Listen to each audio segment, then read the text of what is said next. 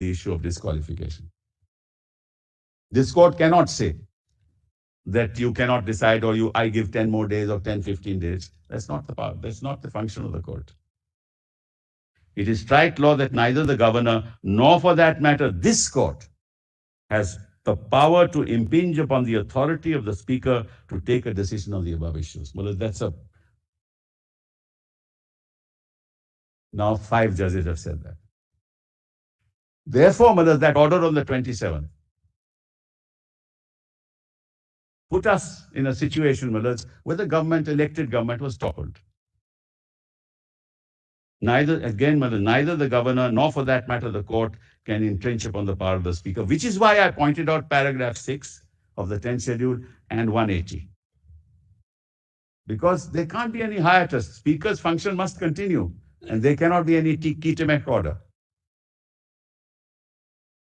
Then, whereas in the present case, the decision to hold the floor test was taken by the governor on 28/6, by which time this honorable court had already interdicted the disqualification proceedings against the respondents on 27/6.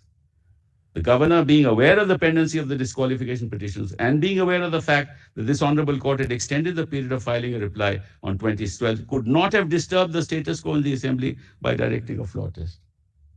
Para 82 of this honorable court noted, nothing prevents the speaker from taking a decision either on matters of resignation or of disqualification despite convening the trust vote. Even in Shivraj Chauhan, your lordship said, because there was no interdiction there. So the court said in Shivraj Chauhan, the speaker could easily disqualify. But in this case, what happened? The speaker could not move. So how does Shivraj Chauhan, an authority for the proposition that a floor test is necessary in these circumstances? The illegality of the governor's decision on 28/6 cannot be remedied by subsequent event or actions. The respondents have sought to justify the governor's decision dated so and so by relying on Uddhav Thackeray's resignation on 29/6 instead of facing the floor test. Further, it has been contended that even the votes of 42 MLAs were excluded. We are still through. That's not relevant. When Bomai was decided and Bomai set aside orders under Article 356, what did Bomai say? Bomai said, we have to restore the status quo ante. It doesn't matter what happened thereafter. I'll show those mullahs when I come to that. Bomai said so. Shivraj Chauhan also said so. We're not asking your lordship that what Bomai said was the acts that have happened in between can be validated by the court. Right? Because there's legislation that is passed, there are other things that have happened. Those acts will be validated in your final decision making. But we cannot say that we can't have the status quo ante. Status quo ante, that's how Arunachal Maharaj was decided, how it was decided. Only on that basis. Status quo ante was restored. It also happened in Uttarakhand Maharaj when this court restored the Chief Minister Maharaj by setting aside the order of the governor. So we are not saying, Maharaj, that everything that happened thereafter is illegal. No, we are saying that's the molding of the relief as and when your lordships decide one way or the other. Anyway, Maharaj, I'll just quickly now. Then Maharaj, kindly come to 46. S.R. Bomai and Union, the court, while considering the legality of a presidential proclamation under 356 that has been subsequently approved by both houses of parliament, held that an invalid proclamation would nevertheless have to be set aside. So this argument, that is according to an argument of frustration, because you are now saying, look, subsequent events have happened. I am the chief minister. I am enjoying the fruits of power. Please don't do anything. Now there is confidence in me in the house. All irrelevant. Bomai says so. Held that an invalid proclamation would nevertheless have to be set aside, thereby recognizing the principle that the legality of an act must be tested on its own terms, and acts consequent thereto cannot give the color of legality to an action which is illegal. I've given the paragraphs, Maharaj. Further, Bomai holds that upon invalidation of the proclamation under 356, the natural consequence is to restore the status quo ante. Court may, however, mold the relief in respect of subsequent acts, but when restoring the status quo ante, the court must restore the Council of Ministers and the Legislative Assembly as they stood on the date of the issuance of the proclamation. Otherwise, the remedy of judicial review would be rendered meaningless. How much more eloquent can the court be on this matter?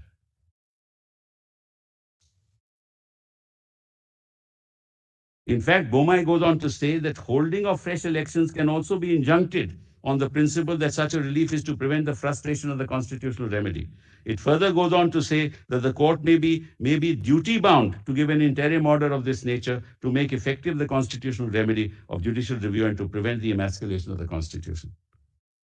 Well, what's the point, Millets, of now saying these consequential acts have happened, so you have no judicial remedy, even though the act may be illegal?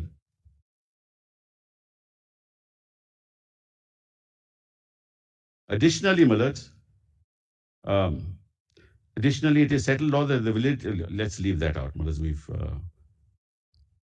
So, Millets, para 52, the legality of the governor's decision has to be determined with reference to the decision itself, not by reference to any subsequent events or facts. There is no constitutional basis for the proposition that the otherwise illegal decisions of the governor can be justified by referring to subsequent events and actions, including the fact that the petitioner participated in the floor test on the 4th of July. Then governor's decision on 30th of June to swear Eknath Shinde. That's the next. It is respectfully submitted that governor does not have the power to invite a leader of a faction of a legislative party acting dehorse the political party. But where does the governor get this power from? Who is he recognizing? Leader of what? The governor can only deal with the legislature party. He can't pick out Shiv, Eknath Shinde and say, now you become the chief minister. It's like saying that the party is registered with the election commission. The leader is as communicated to the election commission, but as governor, will pick up another leader contrary to what is communicated to me. The leader continues to be Mullah. In the instant case, it is undisputed that on the 30th of June, Uddhav Thackeray was the leader of the Shiv Sena political party. However, the governor extended an invitation to form the government of Shinde, whose only claim as on 30th June was that he is the leader of the majority faction of the Shiv Sena legislature party. The governor, as on 30th of June, did not and could not have recognized Mr. Shinde as a leader of the Shiv Sena political party. As submitted above, a parliamentary democracy only recognizes alliances between political parties and not an alliance between a political party and a faction of the legislature. I've already said that. As submitted above, therefore, the governor's action of inviting Shinde Mullahs to form a government illegitimately recognized an alliance between a faction and Shiv Sena legislative party and the BJP, which is constitutionally impermissible. The governor's decision is liable to be set aside on this basis. Further, the respondents have failed to deal with the petitioner's reliance on 164(1)(b). Mullahs, let's leave that out for the moment. Let's leave out the other things. Then, Mullahs, they relied upon Kuldeep Bishnoi. What I have now done is, Mullahs, I've given our lordships para 62, what Kuldeep Bishnoi held and how it's wholly irrelevant, Mullahs. So that I don't have to, Mullahs, unnecessarily take your lordships. I've put it out in the note itself. And then Shivraj Chauhan.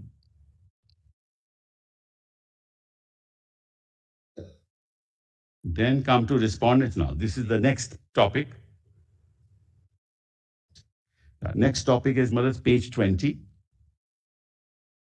Item C, respondents based on undisputed facts on record have incurred disqualification under 2(1)(a). Petitioners have shown that the undisputed facts of the respondents, namely so-and-so, passing a parallel resolutions. Mullahs, I will let Dr. Singhvi actually deal with this because originally also he had dealt with it. So let's sort of... Then, Mullahs, C1, now respondents contend that now repeatedly saying that there's been a split and you have not merged is of no consequence because this is no one's case. I have never argued that I have split from the political party. I'm just quoting, Mullahs, from the transcript, how useful this transcript is, Mullahs. I have never argued that I have split from the political party. We have never argued that we needed to merge with other parties. those were defenses under the 10th schedule. Our consistent and continuous argument has been that we are within the Shiv Sena, represent the rival faction. Now he's accepting it, representing the rival faction which ought to be recognized as a political party. Now, but this is the cat is out of the bag. Now he's saying outside the constitution, outside the principles of constitutional law, a faction in the legislative party should be recognized as a political party. Without going to the election commission, without registering yourself, what political party? So I'm quoting only from the transcript. And has now been recognized as a political party is in question is in this matter. Then, Malat's, I've said the contention that the respondents never claimed that they are a faction in the legislature, but they are a political party itself is totally misconceived. After the deletion of para 3, a faction, I've already said that. Effect of deletion is that a faction, as soon as it indulges in prohibitive conduct under para 2, would have no defense available. So they have no defense available. Respondents' justification in substance is that they are the majority faction in the legislature party, which is no justification in the eyes of law. Respondents cannot avoid the inevitable consequence of disqualification. Legality of respondents' actions is to be tested based on substance and actual effect on the impugned acts. Well, I will not deal with it. Now, let's forget about this election commission for the moment. Now come to C3 at page 22. Erroneous conflation of legislature party and political party. Well, I just don't understand on what basis my learned friend made this submission. The whole purpose of the 10th schedule is to talk of the legislative party and the political party as separate entities, and to prevent acts which would amount to disqualification. That's the whole purpose. Whereas the Constitution doesn't recognize that. Even the Representation of People Act doesn't recognize the legislature party. It is only in the 10th schedule because he wanted to prevent acts of disqualification. In furtherance of their smokescreen defense of being in Shiv Sena, the respondents have repeatedly asserted that there is no distinction between a legislative party and a political party. And again, quote from the transcript, we have consistently said so, that a legislature party is integral and originally connected and co-joined to a political party. What's the basis of this submission? And I still say I am the original political party. So first he says I'm a faction. Now he says I am the original political party, because that faction should be recognized by the governor as the original political party. Now they are presuming that this is only a rival faction. He just said that it's a faction within the legislature party and not a rival faction within the political party. Whereas your lordships have time and again said you can't segregate the two. A legislature party is also an extension of the political party. That is how it has been right through the whole artificial distinction which has been drawn. That is that the legislature party who did it and the political party had nothing to do with it. I have never ever said that the two are different. Our argument right through has been the decision of the legislature party has the authority of the political party. Where does he get that from? Decision of the legislative party has the authority of the political party, unless he says my faction is the political party. Thus, in substance, the respondents contend that the faction representing a majority of the legislative party is deemed to be the political party without regard to the political party which has been registered by the Election Commission under 29A. A fortiori, therefore, without referring to the original political party which has been registered with the Election Commission, the majority faction contend that they can hold themselves out as a political party and take actions within the House, dehorse the political party on whose ticket they were elected. It is submitted that a majority faction cannot claim that they are the political party registered with the Election Commission under 29A of the Representation of People's Act. There is nothing in law which allows such a claim to be made. Distinction between the legislature party and the political party is reflected in the provisions of the 10th schedule. Submission of Eknath India Group is contrary to the clear provisions of paragraph 1 and paragraph 2 and the explanation. I have read it to your lordships for this. I will not trouble your lordships with that. Then I come to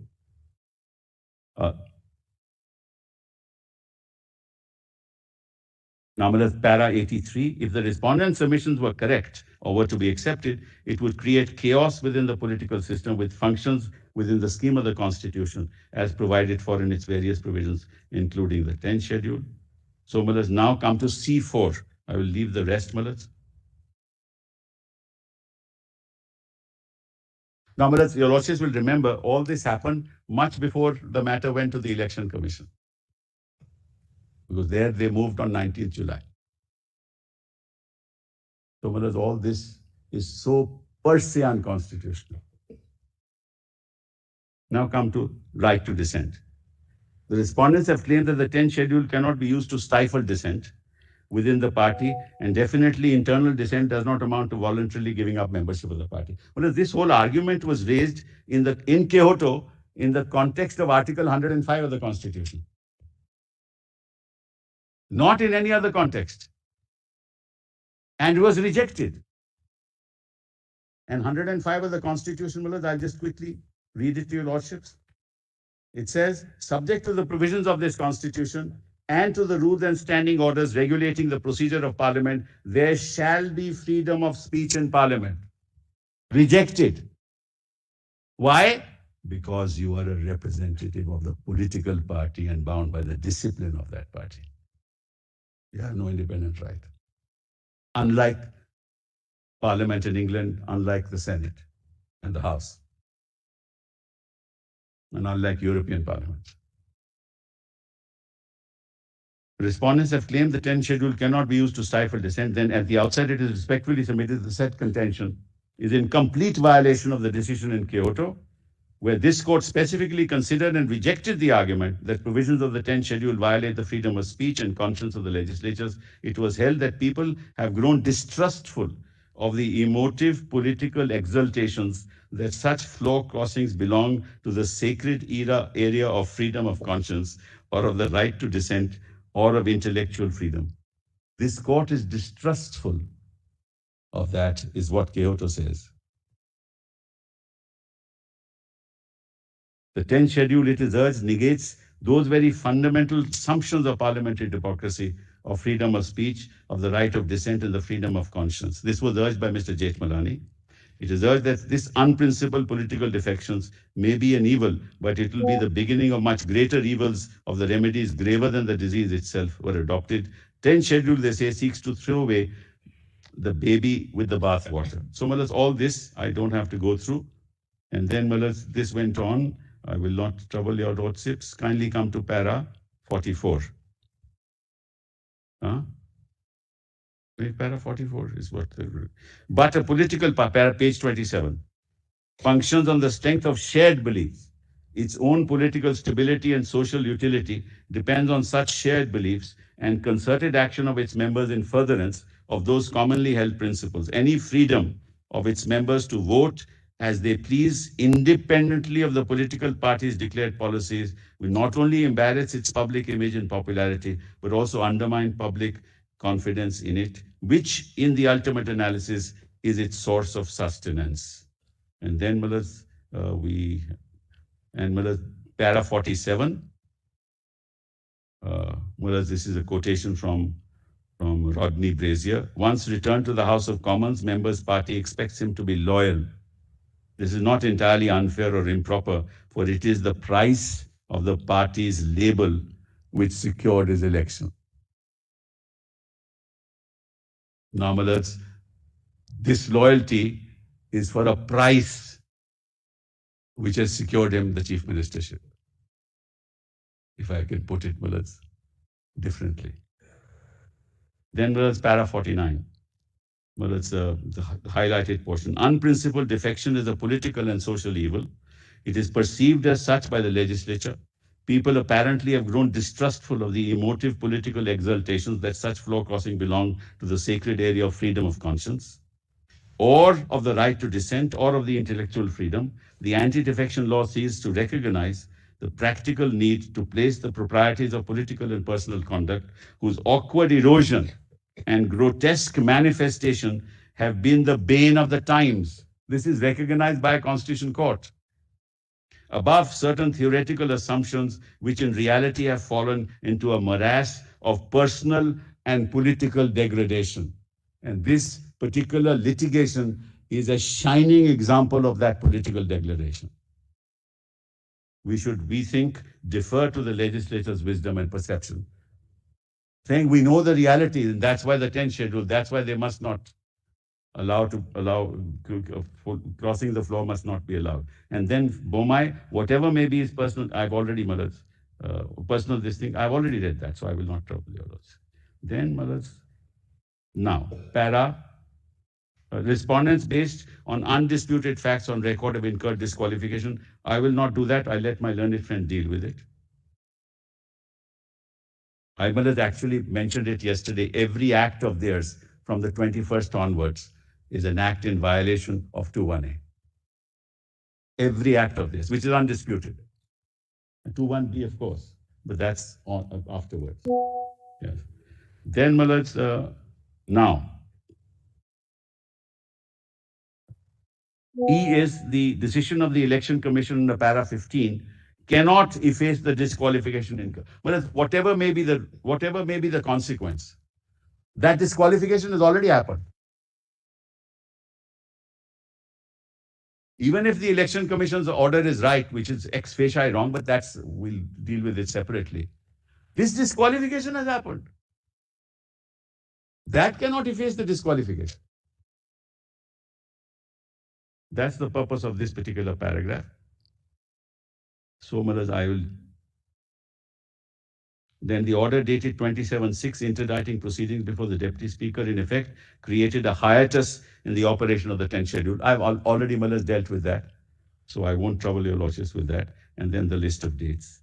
Then the only thing I have to now, Malas, is to go back on my written submissions. On my written submissions. Original written submissions. Yes. Now, Malas, I want your lordships to look at the chapter relating to whip. In your rejoinder? No, Malas, my original submissions, yes. Chapter relating to whip. That is PDF page 70 in my written submissions. 70 on mine. 70. 70. Just have a look at Chapter 7. Yes. Chapter 7 on whips. And Malas, they did not address your lordships on this at all. The only thing they gave was that document which I showed to your lordships yesterday. Only one thing which they have said about Yes. whip is Yes. that they have referred to the disqualification rules. Yes. Oh, yes, I have to deal with that. Perhaps you may want. I'm sorry, I should. In my related to 3-1. I'm going to show that immediately, Malas. That's my mistake. I should have, in my desire to finish quickly, Malas. Kindly go to those disqualification rules. There is compilation, Malas. Rule you will have. Yes. Statute compilation.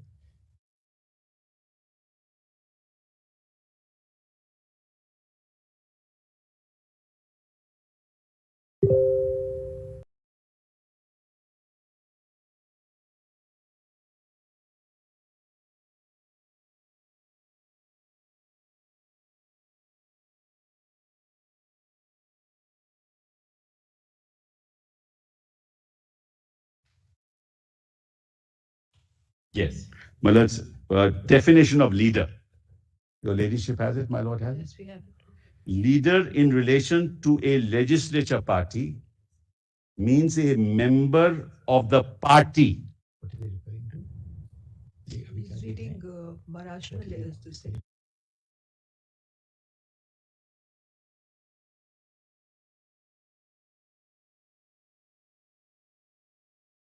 तो ठीक है कोई बात नहीं. First bookmark, Page page 2, हाँ, एक बजे कर. rather 4. 516. तुमको भी time मिल जाएगा. Definition. Oh, okay. हाँ. Yes. Thanks. So PDF Yes. 6. Yes. 6. See, leader, lordship has that now. Definition. Leader in relation to a legislature party means a member of the party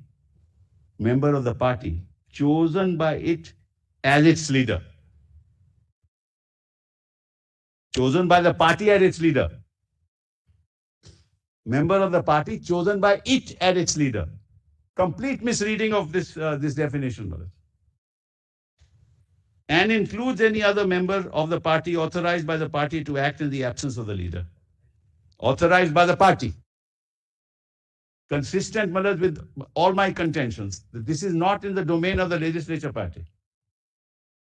The party chooses the leader, the party chooses the whip.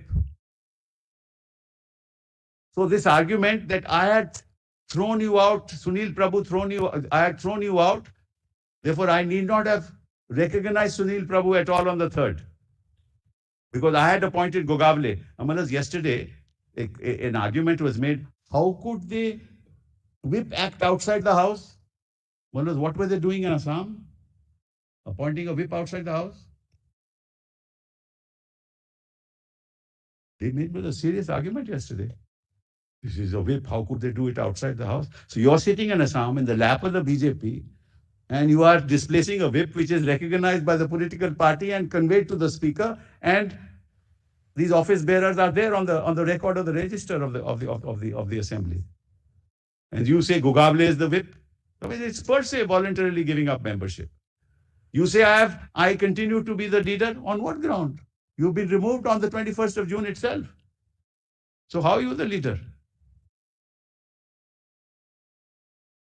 Well, kindly look at it this way for a moment. Well, supposing I say I am the party, what should I do? I should go to the party, call a meeting. There are rules of the party. Go and establish your majority in the party, and then become the chief minister. There may be no dispute in the legislature party. Take a case, Malas, where there's no dispute in the legislature party. What would a person do if he says that, look, I am the party? He will go to the party. He can't do it any other way.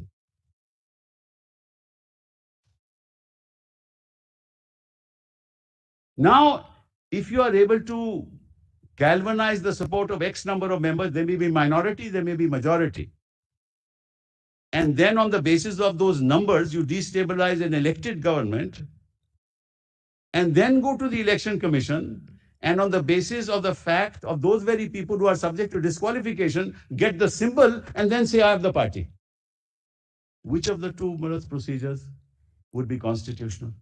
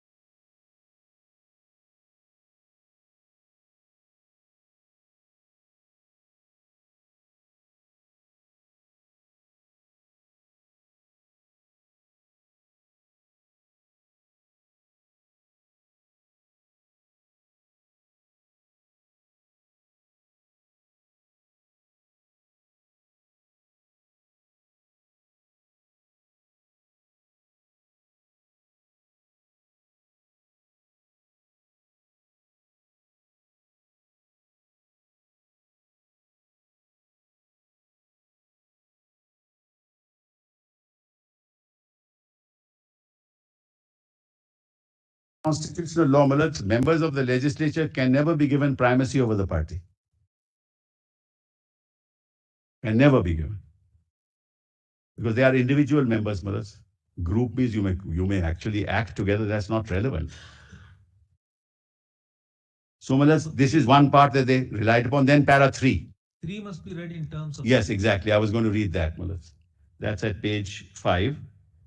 The leader of each legislature party, other than a legislative party consisting of only one member, shall within 30 days from the date of commencement of these rules, or where such legislature party is formed after such date within 30 days from the date of its formation, or in either case within such further period, as the Speaker may for sufficient cause allow, furnish the following to the Speaker: a statement in writing containing the names of members of such legislature party, together with other particulars regarding such members as in Form 1, and the names and designations of the members of such party who have been authorized by it for communicating with the Speaker for the purposes of these rules.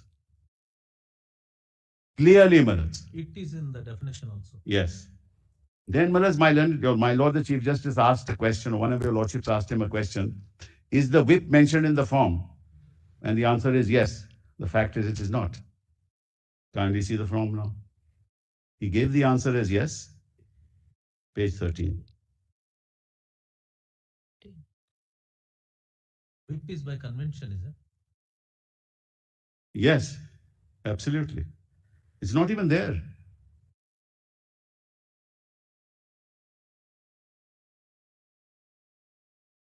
Party affiliation, that's all. Item 5.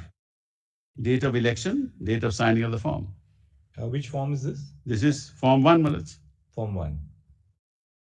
Name of the legislature. That's party, all. Name of the corresponding political party. Yes. There's no question of whip. No question, Malaj. That's something that's appointed by the party. Page 5. Page 11. Page 11, your ladyship may have. Page 11, Form 1. PDF 13. So, Malaj, it's crystal clear. Which is why, Malaj, they very strategically did not refer to all that I had said about the whip. Not mischievously, strategically.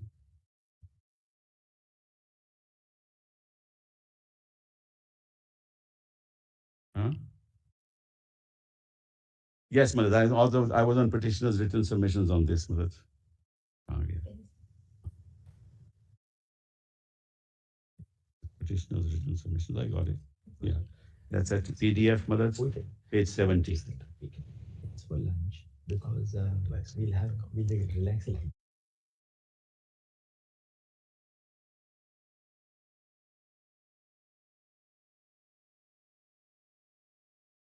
Let me see. PDF, Malaj, page 70 on whips and the role of political parties.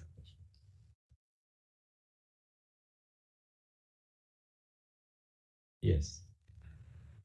So, Malaj, he said there's no distinction between legislature party and political party. See the definition. Subject to provisions of paragraph 4 and 5, a member of a house belonging to any political party. Where are you reading? Page PDF 70 in my written submissions. On whips and the role of political parties. Yes. Which, Malaj, they didn't deal with it at You all. read in detail, Mr. I'm sorry? Well, that one you had read very much in detail. In fact, we've highlighted. Originally, yes. Highlighted that. I highlighted the history, how a whip was, Malaj. All that I said, but they didn't deal with it at all. Their argument was, no, the legislature party appoints the whip. And they gave that document to your lordship, Malaj, which is contrary itself to the record. Because that's a Rajya Sabha member, Malaj, appointing with it. So, Malaj, I've done with this part of it. Now, a bit about, Malaj, Nabam Rebia, if your lordship will permit me. Malaj, as far as Nabam Rebia is concerned, Nabam Rebia does not take into account the ambit of Article 179 of the Constitution and the concept of removal in 179.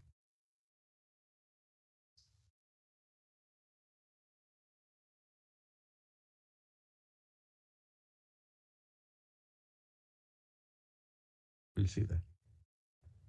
First was 179C.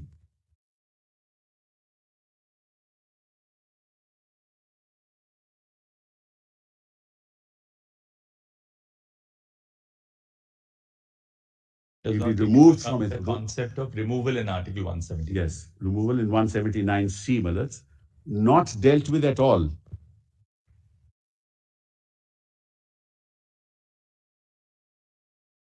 In that context, yes, kindly have a look. Provided that it's like not a no confidence for which no reasons have to be given.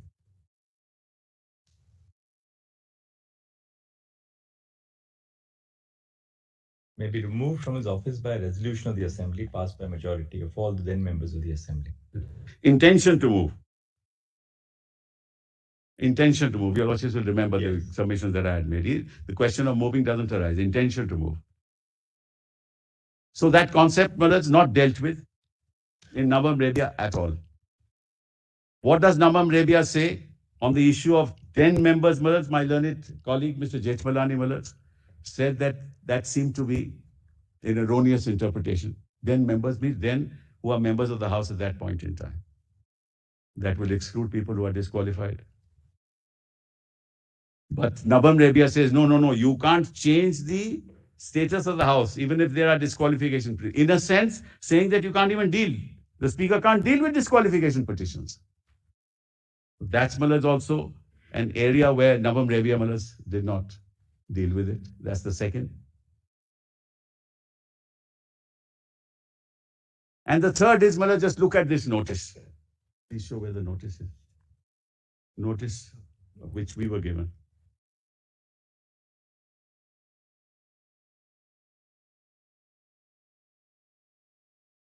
Para 235 or what? Nibam. Navam. No. I am talking about the concept of removal. I'm not talking about, we are not here talking about whether the article is referred to or not. We are, no, not the ground. This is the whole point. That issue was never raised. It was me. You know, many things you have said happened but didn't happen. So let's not go into it. But there is no discussion as to, well, kindly, there's a difference between notice for removal and a mere notice without any grounds for removal. See the notice here. Yes, can we see the notice? Yes, that's one important. Yes, I know, I've already said that. Convenience compilation, 2 mullahs. Page 62 mullahs, PDF. It's very interesting. PDF page? Page 62 mullahs. 62. Now, mullahs, kindly see. Just have a bare reading of this notice, you'll find out, mullahs. You realize the fallacy of the decision in Navam. Running into 731 pages. notice.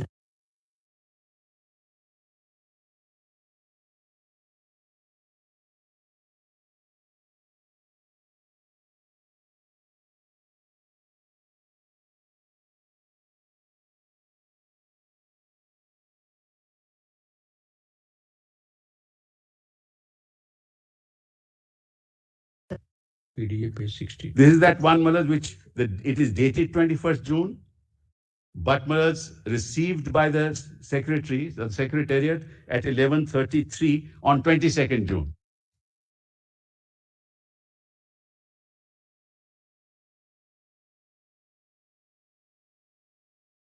AM. Yes. Says you were, my lords have it? Yes. You were elected as Deputy Speaker of the Maharashtra Legislative Assembly in 2019. Since February 2021, due to resignation of Nana Patole from the post of Speaker, you have been discharging functions. We all respectfully submit that you no longer have a right to continue as Deputy Speaker. What kind of notice is this? For my removal?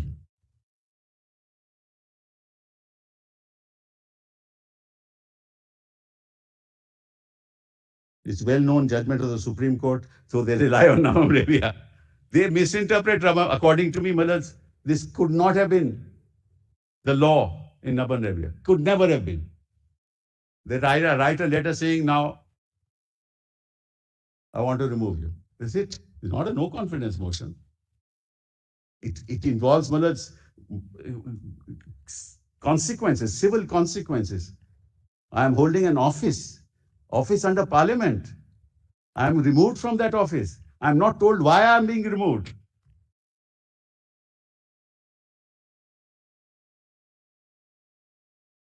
Yes, that's why the Constitution says at the time when the Legislative Assembly is in session, remember I read that? At that time, if it is moved and it is under consideration, only on that occasion I cannot sit. I have to go down to the House and I can participate in the proceedings and put my point of view. The procedure itself tells you that inherently in this process are reasons for removal. What you're saying is simply saying no longer enjoy the support of the majority of the House means nothing. This is what you're Yes. saying.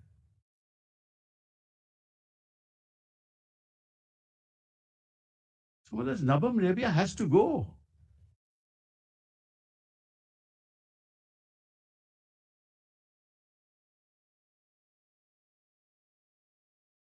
It's in that context that I mentioned 179C, Malas.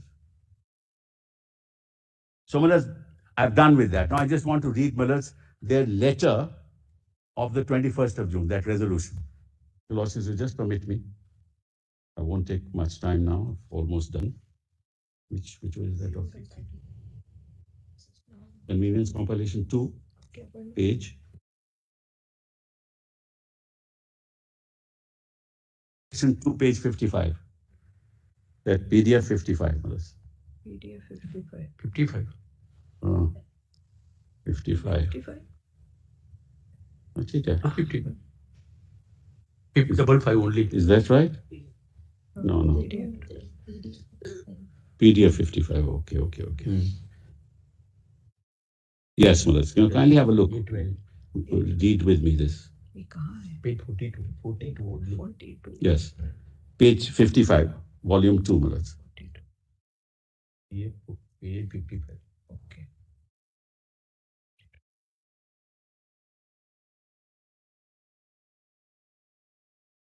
So, Mullahs, this, first of all, this is written when? When this group, whether it's 34 or 39, are sitting in Assam.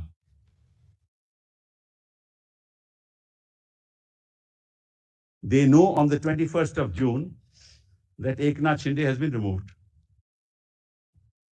Right, Mullahs? So it is in that context that this document is visible. So obviously it's a self-serving document. It is not a document that sees the light of the day prior to 21st of June.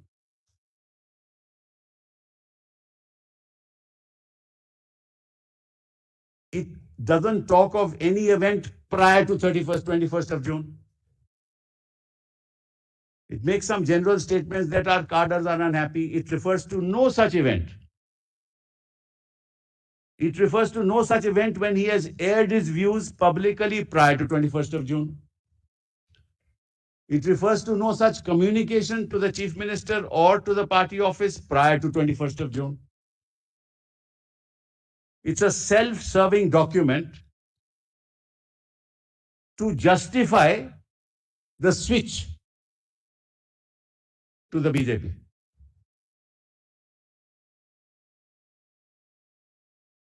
On account of corruption in the government. But till the other day, till 21st June, he was the minister. And he was the group leader.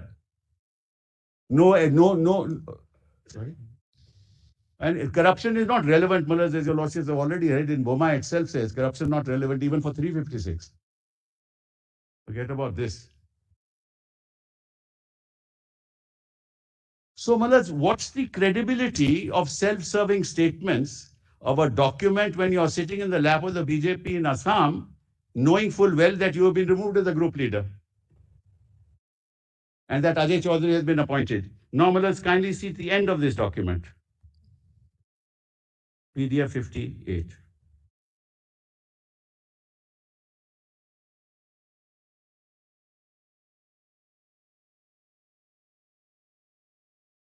In view of the above, I'm sorry, my lords have that. In view of the above, the members of the Maharashtra Shiv Sena Legislature Party have met today, Legislature Party, and resolved as under.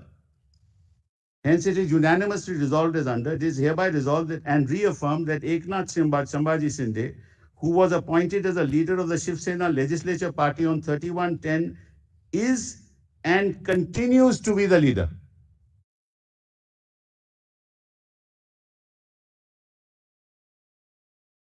Why continues to be the leader? He is the leader, if he is the leader, because he knows he's been removed. And then it is hereby that Bharat Gogavle elected is appointed as the chief whip, and that Sunil Prabhu's appointment is cancelled. Well, sitting in Assam, 34 people or 39 or whatever, cancel the appointment of Sunil Prabhu.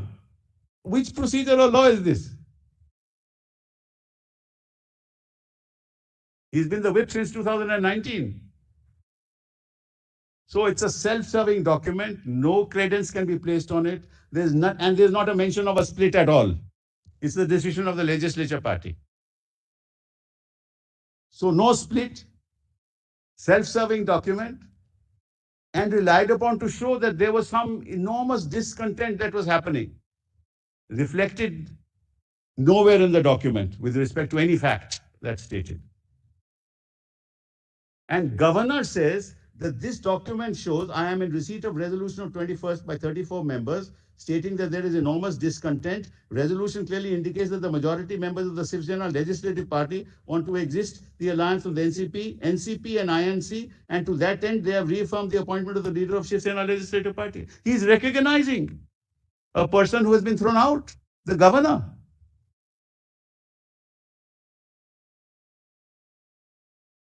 With greatest respect, Mullah, this cannot be countenanced. You have to completely disregard this document as a self-serving document with no indication. And therefore, Mullah, Justice Venkachalaya's observations only, Mullah, reaffirm that we have reached the bottom of the barrel. So, Mullah, I mean, I didn't want to say this, Mullah. I really did not want to say this. But I'll give to the other side. You just have to read it, Mullah, where we are going in this country. Give it to my. Read, just send it to my. Just give it to the other side. I will not read it aloud, Mullah. This is a communication by the governor to Uddhav Thackeray. Just give me a few more minutes. I'll have done, Mullah. Give me just a few more minutes. During COVID times, and kindly come to the second page, third paragraph from the bottom.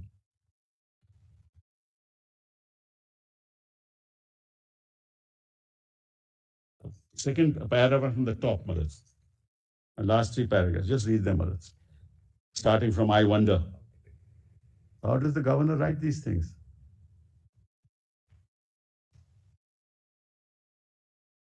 This is the state of the nation.